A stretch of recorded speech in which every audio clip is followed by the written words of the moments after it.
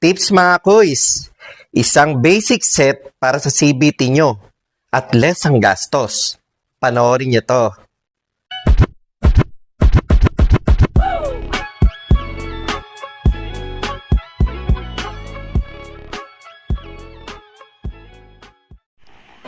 What's up mga kuys?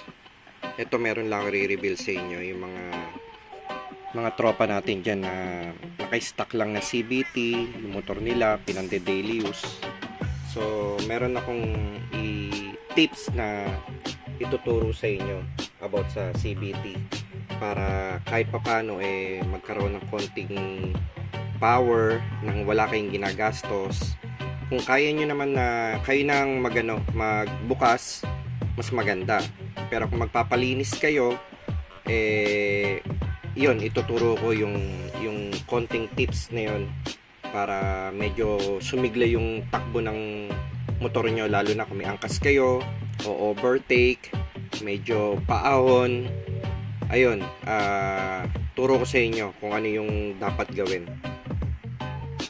Ito mga quiz, for example, ito 6 na bola stock, for example sa Mio, Honda Click, Honda Beat, lahat ng scooter na 115 to 125 to 150 cc, mga stock na CBT, diba 6 ang bola niyan. So all stock yung bola, so mabigat lahat yan So ang gagawin natin dyan para medyo gumaan yung takbo ng CBT nyo, ng motor nyo, babawasan natin ng isa. Bawasan natin ng isang bola. So, for example, etong bola 13 to. Example lang, 13 to. 13 sa NMAX Aerox 13 ang bawat isang bola na stock. So, magbabawas lang tayo ng 13. Ganon. So ang stock is sa NMAX Aerox is 13 bawat isang bola, 13 grams.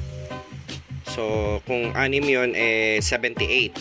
So pag binawasan mo ng isang bola minus 13, so magiging 65 ang total ng timbang, yung 5. Yung 65 na yon, malaki ang factor at malaki ang diferensya sa weight ng pulley. So ganito ang mangyayari, bawas ang isang bola, kaya gagaan siya, minus 13 sa NMAX Aerox to. Ganon din sa mga Honda Click, sa Honda Beat, sa PCX, ADB, sa Mio, Pino, yan, sa Mio Gear, Grabis, pwede kayong magbawas ng isang bola. Kasi wala naman yan epekto sa makina. Pag umikot naman yan, magto-total yan hindi naman yan magbabibrate. So ilang grams yung nawala, pero goods pa rin yun. Wala akong kasong nag-vibrate or nasira. Wala naman nasira yung pulley, walang ganun. Yun nga, goods yan sa overtake, paahon, kahit papano magkakaroon ng konting gigil yung makina nang wala kayong ginagastos. Babawasan nyo lang isang bola, magkakaroon na siya ng sigla at na RPM pang overtake. Kahit may angkas kayo, magbabago yan for sure. Magbabago ng takbo yung mga motor nyo. Basta lahat ng scooter na simula 110, 115 hanggang 150cc, kahit yata X-Max pwede. So mga kuys, yun, maganda yun yung tips na yun para magkaroon ng konting power yung mga CBT nyo, lalo na kung stock, tapos wala pang galaw, hindi pa nagagalaw yung wala pa kayo pinapalitan. Bawas lang kayo ng isang bola, tago nyo lang din yun. Malaking malaking tulong na yun sa CBT para gumanda yung hatak ng motor nyo. At isa pa, dito sa backplate, para tumagal naman yung mga flyball nyo. Yung mga flyball nyo na, di ba, minsan nagkakaroon ng kayod, nagkakaroon ng ganyan, yung kayod na ganyan.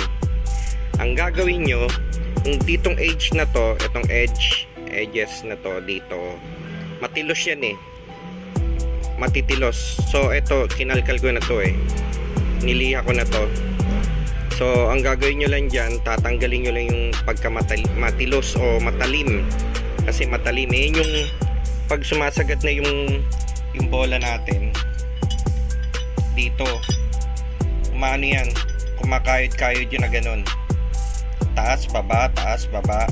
So nagkakaroon siya ng friction, kinakayod niya yung bola, yung fly ball. So madaling masira, diba? Ang tips ko lang naman din, tanggalin nyo yung pagka matalim niya, liahin, pagtyagaan yung liahin yan para mawala yung pagka matalim niya at matilos. Yun, tips din yun para tumagal yung mga bola nyo. Yan, yan yung mga magagandang tips. Kung kayo naman kayo ang nagbabaklas at nagkakabit ng CVT nyo, advice ko lang na bago nyo barilin, gamit ang mga ganito.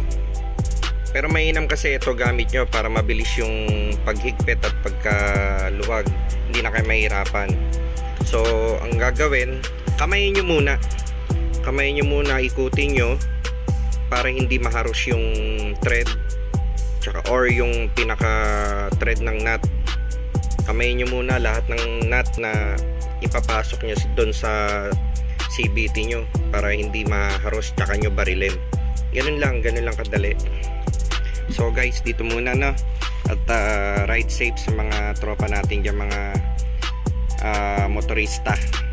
God bless all.